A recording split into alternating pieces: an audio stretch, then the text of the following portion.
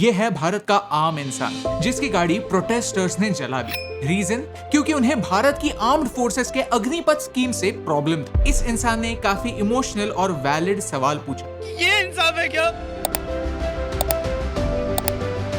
700 करोड़ की railway property damage हुई, 60 train और 11 इंजन जलकर खाक हो गए। इसकी भरपाई कौन देगा? This made me think. इस अग्निपथ स्कीम की सच्चाई लोगों तक पहुंचना जरूरी है। ये वीडियो 2 पार्ट्स में डिवाइडेड है। पहला पार्ट सिर्फ फैक्ट्स पर फोकस करेगा जो आपको जानने जरूरी है, और दूसरे पार्ट में मैं आपको बताऊंगा कि मुझे क्या लगता है। अगर आपको लगता है कि ये फैक्ट्स लोगों तक पहुंचने चाहिए तो इस वीडियो को शेयर कीजिए। सबसे पहले जानते हैं कि अग्निपथ स्कीम है क्या। आज भारत की आर्मी में एवरेज एज है 32 साल। भारत की आर्म्ड फोर्सेस को यंग लोगों की सख्त जरूरत है, इसीलिए इंडियन आर्म्ड फोर्सेस ने अग्निपथ योजना लाई है, जिसमें 17.5 साल से लेकर 21 साल के यंग और एम्बिशियस लोग अप्लाई कर सकते हैं। इन्हें भारत के अग्निवीर कहा जाएगा। ये एज लिमिट सिर्फ पहले साल के लिए 21 से 23 कर दी गई। ये ऑफिसर्स और सिपाहियों के बीच में एक नई रैंक होगी। पहले 6 महीनों के लिए ट्रेनिंग होगी और बाकी के 3.5 सालों के लिए एक्टिव सर्विस। नेवी और एयरफोर्स के लिए एक्स्ट्रा ट्रेनिंग भी होगी। पहले फेज में 46,000 यंग लोगों को भर्ती किया जाएगा और 4 सालों में ये नंबर बढ़ाकर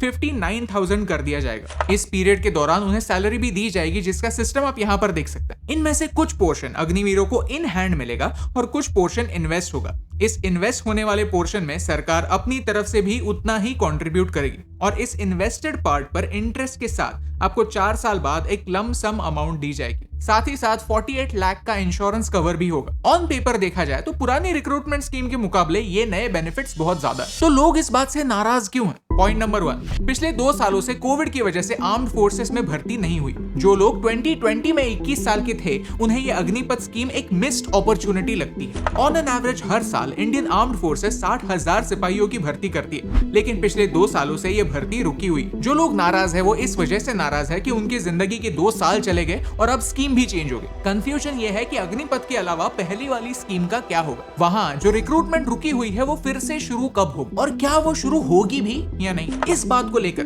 कई रिटायर्ड आर्म्ड फोर्सेस ऑफिसर्स ने भी कंसर्न्स बयां किए। सरकार को अर्जेंटली इस बात पर क्लैरिफिकेशन देने की जरूरत है। पॉइंट नंबर 2, सिर्फ 25% अग्निवीरों को आर्मी में रिक्रूट किया जाएगा। लोग पूछते हैं कि 4 साल बाद जिन्हें आर्म्ड फोर्सेस में नहीं लिया जाएगा उनका क्या? बाकी के 75% का 4 साल बाद क्या होगा? उन्हें लगता है कि 4 साल बाद 11 लाख रुपए हाथ में आना सफिशिएंट नहीं। वो आर्मी को रोजगार के नजरिए से, एक गारंटी के नजरिए से देखते हैं। उन्हें ये जॉब सिक्योरिटी कहीं पर मिसिंग लगती है। पॉइंट नंबर 3, कुछ लोग कहते हैं कि हम इतने सारे लोगों को आर्म्ड फोर्सेस की तरह ट्रेनिंग देंगे, उन्हें आर्म्ड कॉम्बैट सिखाएंगे और फिर उनमें से 75% लोगों को छोड़ देंगे, तो ये लोग एक्सट्रीमिस्ट ग्रुप्स ज्वाइन कर सकते हैं। सवाल वैलिड है, लेकिन इसका कोई बेस नहीं, क्योंकि आज तक भारत का ऐसा कोई भी जवान नहीं है जिसने आर्म्ड फोर्सेस से निकलकर एक्सट्रीमिस्ट फोर्सेस ज्वाइन की हो। आपको नहीं लगता कि अगर हम आर्म्ड फोर्सेस की इतनी रिस्पेक्ट करते हैं तो उनके आदर्शों पर भरोसा रखने की भी जरूरत है? अब आता है प्रोटेस्ट। भारत दुनिया की सबसे बड़ी डेमोक्रेसी है और एक वेल फंक्शनिंग डेमोक्रेसी में प्रोटेस्ट के लिए एक स्थान है, प्रोवाइडेड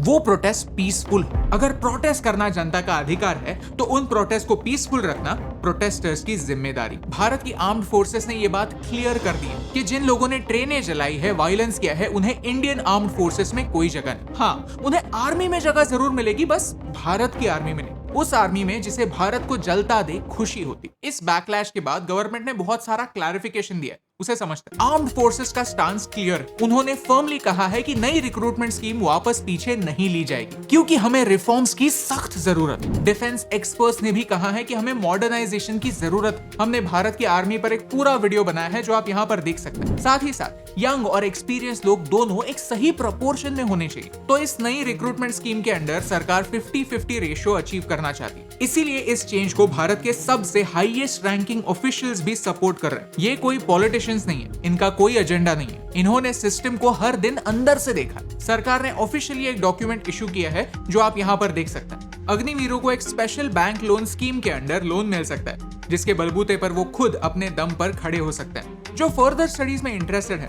उन्हें सर्टिफिकेट्स भी प्रोवाइड किए जाएंगे जो कॉलेजेस में वैलिड होंगे। स्टेट पुलिस और सेंट्रल रिजर्व पुलिस फोर्सेस में इन अग्निवीरों को स्पेशल प्रेफरेंस मिलेगा। सिर्फ सरकारी नहीं, आनंद महिंद्रा, हर्ष गोयनका, किरण मुजुमदार शॉ जैसे बड़े बड़े हस्तियों ने भी कहा है कि ये अग्निवीर जिन्हें आर्म्ड फोर्सेस ट्रेन करेगी वो देश के एसेट्स बनेंगे और इन्हें हम एम्प्लॉयमेंट देने की सुविधा क्रिएट करेंगे, बिकॉज उन्हें भरोसा है कि उनकी ट्रेनिंग सही तरह से होगी। इनफैक्ट हर अग्निवीर की ट्रेनिंग पर 80 लाख रुपए तक का खर्चा सरकार उठाएगी। ये हो गए सारे फैक्ट्स। अब आते हैं मेरे ओपिनियन पे। किसी ने सच ही कहा है, जब तक सच चप्पल पहनता है तब तक झूठ पूरी दुनिया घूम कर आ जाता है। कंसर्न्स रेज करना एक तरफ, लेकिन जो लोग झूठ फैला रहे हैं, लोगों को वायलेंस करने पर मजबूर कर रहे हैं, उनके अगेंस्ट सख्त एक्शन लेना जरूरी है। सवाल यह है कि बिहार में 700 से ज्यादा लोगों को अरेस्ट हुई, हजारों में लोग सड़कों पर उतर आए हैं, वो भी सिर्फ एक दिन में। इन्हें ऑर्गेनाइज कौन कर रहा है? इन्हें आग लगाने के लिए पेट्रोल बॉम्ब कौन दे रहा है? डर कौन फैला रहा है? और इसकी पनिशमेंट किसे मिलती है? आम आदमी को, रेलवेज को, पब्लिक प्रॉपर्टी को। इंडियन आर्मी के ऑफिशियल पोस्ट पर